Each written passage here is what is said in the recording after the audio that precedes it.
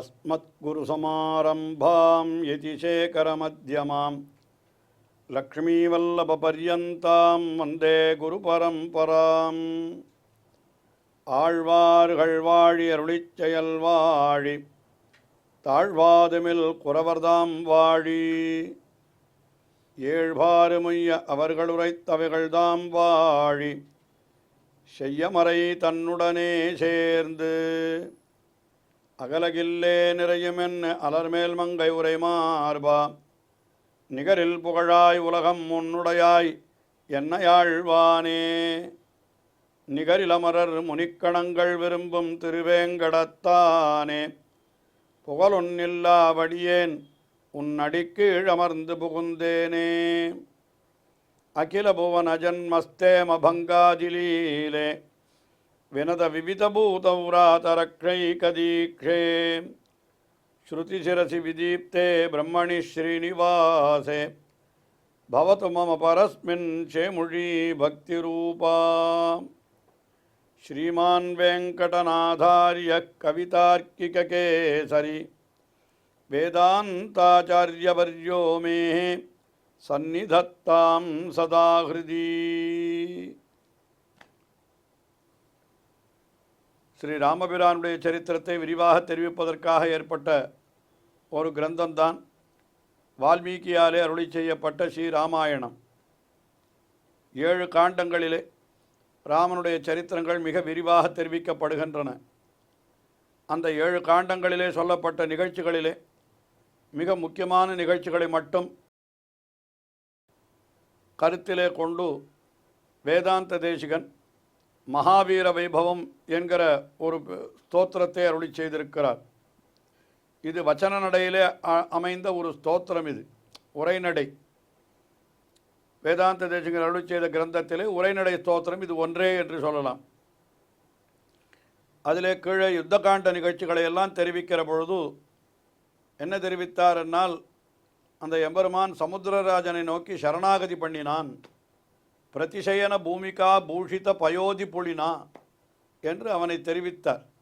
அதாவது அதற்கு எதிர் கருணையங்கடல் கிடந்தனன் கருங்கடல் நோக்கி என்கிற விஷயத்தை அப்படியே இந்த இடத்துல பிரதிசயனம் என்று சொன்னார். அவனுக்கு எதிரிலே அப்படி சயனித்து கொண்டு, தர்பை புல்லிலே சயனித்து கொண்டு அவனுக்கு எதிரிலே இருந்தார் என்று அப்படித்தான் நாம் பார்க்கிறோம். அது வால்மீகி ராமாயணத்திலே அது சொல்லப்பட்டிருக்கிறது.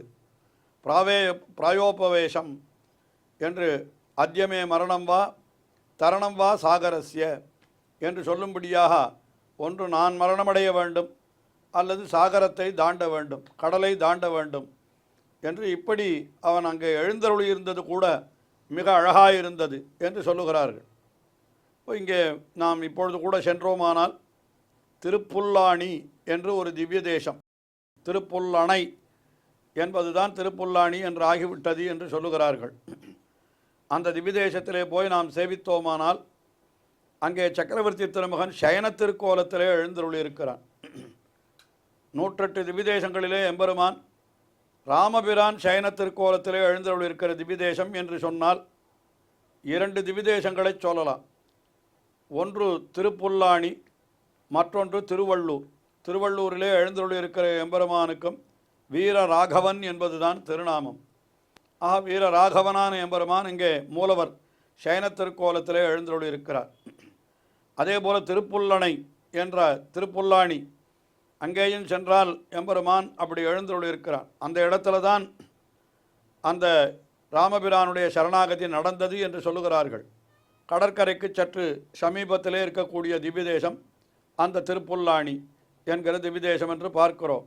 அங்கே மிக அழகான திருக்கோலத்திலே அவன் எழுந்தருள் இருப்பது இன்றைக்கு நாம் சேவிக்கலாம். இப்படி ராமபிரான் சரணாகதி பண்ணியும் கூட சமுத்திரராஜன் முதலிலே வரவே இல்லை. அவன் சமுத்திரராஜன் ராமபிரானுடைய குறிக்கோளை ஏற்று அவருக்கு ஏதாவது ஒரு வழி சொல்ல வேண்டுமே கடலை கடப்பதற்கு, அவன் அங்கே வரவே இல்லை. உடனே ராமபிரானுக்கு கோபம் வந்து விட்டது. என்ன பண்ணினார்? சாபமானே சௌமித்ரே ஷராம்ச்ச ஆஷீவிஷோபமானு சாகரம் சோஷயிஷ்யாமி பத்யாம் யாந்து புலவங்கமாக லக்ஷ்மணா வில்லையும் அம்பையும் கொண்டு வா, நான் இந்த கடலை வற்ற அடித்து விடுகிறேன் என்று சொல்லுகிறார் அவர். இந்த குரங்குகள் எல்லாம் நடந்து செல்லட்டும், மணல் வெளியிலே நடந்து செல்லட்டும் என்று இப்படியாக சீரிச்சு வந்த கண்ணினராய் சில வார்த்தைகளை சொன்னார். அவனும் வில்லை கொண்டு வந்து கொடுக்க சில அம்புகளையும் தொடுத்து விட்டார். அந்த அம்பே சில தண்ணீரினுடைய பகுதியை வற்ற அடிக்க தொடங்கி விட்டன என்பதைத்தான் இங்கே வேதாந்த தேசிகன் இந்த மகாவீர வைபவம் என்கிற ரகுவீர கத்தியத்தினுடைய 53வது வாக்கியத்திலே அந்த விஷயத்தை தெரிவிக்கிறார்.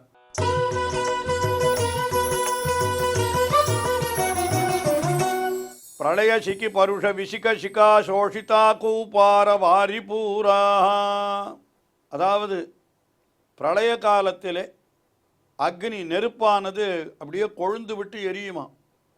அந்த நெருப்பினுடைய வலிமையை யாராலும் தாங்கிக் கொள்ள முடியாது. அதுபோல இவனுடைய பருஷ விசிக்க கொடிய அம்புகள், இவன் ராமபிரான் எய்த அம்புகள் அதெல்லாம் தீக்கொழுந்தாய் என்ன செய்தது என்றால், அந்த சமுத்திரராஜன் சமுத்திரத்தினுடைய அகூபார வாரிபூர, அந்த அகூபார வாரி என்னால் கடலினுடைய நீர் வெள்ளம், அது என்ன ஆயிற்று என்றால் சோஷித்த வற்றடிக்கப்பட்டு விட்டது என்று தெரிவிக்கிறார். அதாவது ராமபிரான் செய்த சரணாகதியை பற்றி அறிந்து கொள்ளாத சமுத்திரராஜன் என்ன பண்ணினான், இப்படி ராமபிரானை பொருள்படுத்தாமல் இருந்து விட்டான். அதனால் ராமபிரானுக்கு கடுஞ்சினம் ஏற்பட்டு விட்டது. உடனே அம்புகளை எய்யத் தொடங்கினார். அந்த அம்புகளெல்லாம் பிரளய காலத்து அக்னியைப் போல மிகவும் கொடியனவாயிருந்தன. அந்த தீக்கொழுந்து என்ன ஆகிவிட்டது என்னால் கடலின் நீர் வெள்ளத்தை வற்றச் செய்ய தொடங்கிவிட்டது என்கிறார். அப்பொழுதும் அவன் வரவில்லை. அதற்கு பிறகு ராமபிரான் பிரம்மாஸ்திரத்தையே பிரயோகம் பண்ண வேண்டும் என்று நினைக்கிறார். அப்பொழுது கடலரசன் ஓடி வந்து ராமபிரானுடைய திருவடிவாரத்தில் விழுந்து மன்னிப்பு கேட்கிறான். என்ன சொல்லுகிறான், என்னை நீர் நியமித்து காரியம் கொள்ள வேண்டி இருக்க, கட்டளையிட வேண்டி இருக்க, என்னிடத்திலே நீர் சரணாகதி பண்ணினபடியினாலே உன் முன்னாலே வந்து நிற்பதற்கு நான் அஞ்சினேன் என்று அவன் சொன்ன உடனே சரி அதெல்லாம் இருக்கட்டும் என்று என்ன பண்ணினார், அந்த அம்புகளை எல்லாம் அவனுடைய விரோதிகள் மேலே எய்தார் என்று வேலே ராமாயணத்திலே நிகழ்ச்சிகள் செல்லுகின்றன. உடனே கடலரசனும் என்ன பண்ணுகிறான், தன்னுடைய நீர் வெள்ளத்திலே கற்களை இட்டாலும் அது மிதக்கும்படியான ஒரு வரத்தை கொடுக்கிறான். என் மீது அணை கட்டி ராமபிரான் செல்லட்டும், அதாவது இந்த திருப்புல்லணையிலிருந்து இலங்கை வரை என்று சொல்லும்படியாக அந்த அணை கட்டும்படியான ஒரு வாய்ப்பை, அது ராமேஸ்வரத்திலிருந்து என்று சொல்லுகிறார்கள், இப்படி அணை கட்டும்படியான ஒரு பாங்கை ஏற்படுத்தி கொடுக்கிறான். அதிலே குரங்குகள் எல்லாம் அங்கே இருந்த கற்களை எல்லாம் எடுத்து போட்டு அணை கட்டுகின்றன. அந்த அணை கட்டுகின்ற விஷயத்தைத்தான் அடுத்த வாக்கியத்திலே தெரிவிக்கிறார்.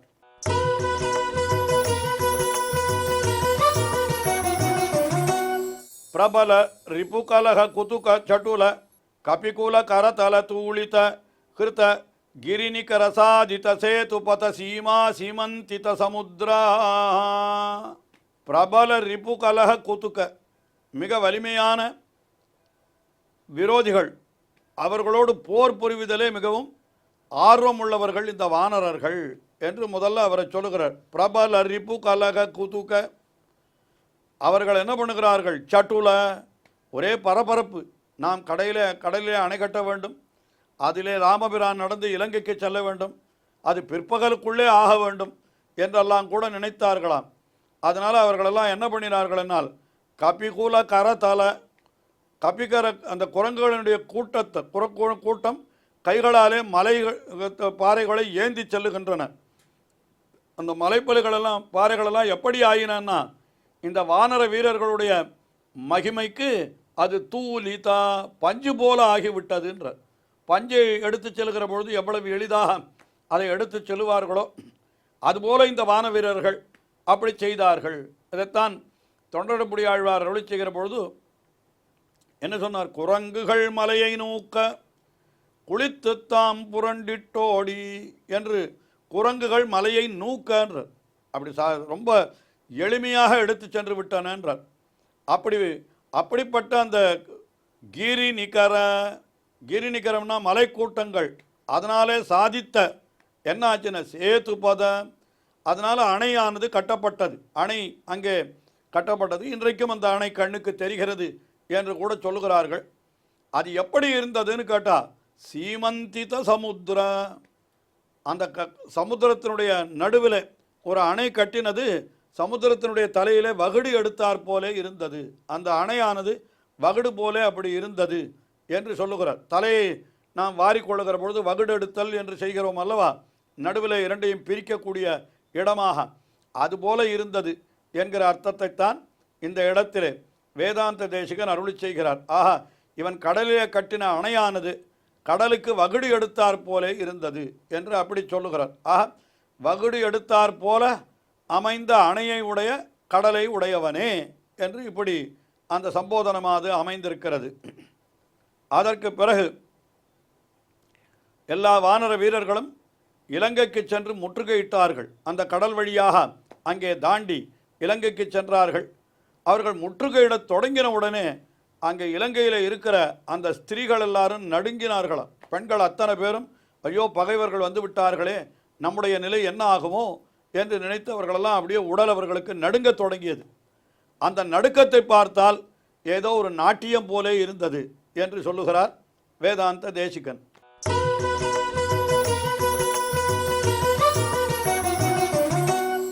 திருதகதி தருமிருகவருதினி நிருத்த லங்காவரோதவே பதுலாஸ்ய லீலோபதேச தேசிக தனுர்ஜ்யா கோஷா.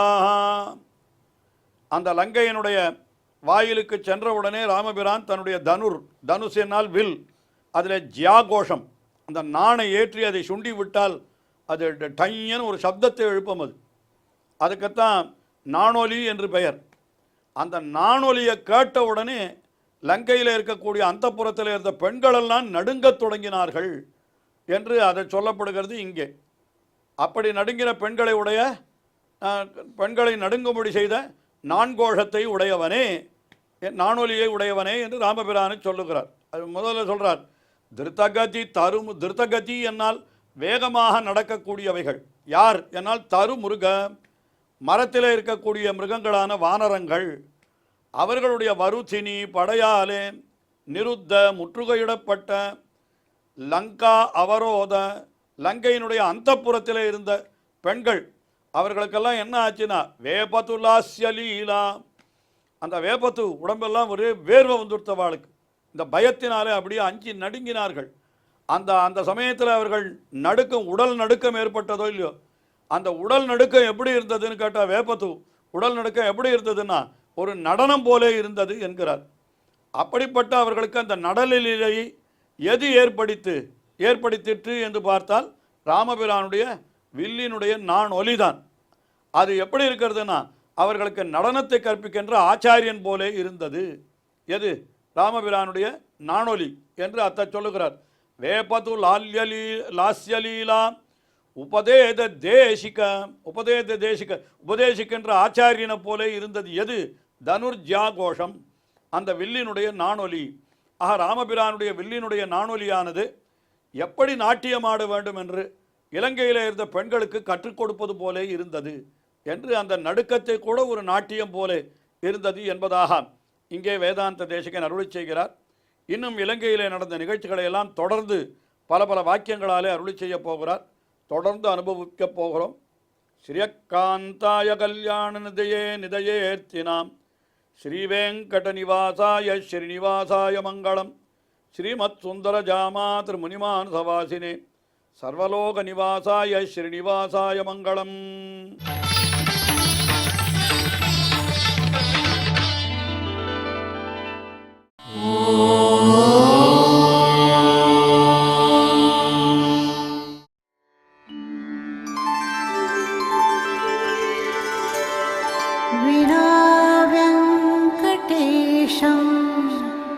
ननाथो ननाथः सदा वेङ्कटेशं स्मरामि स्मरामि.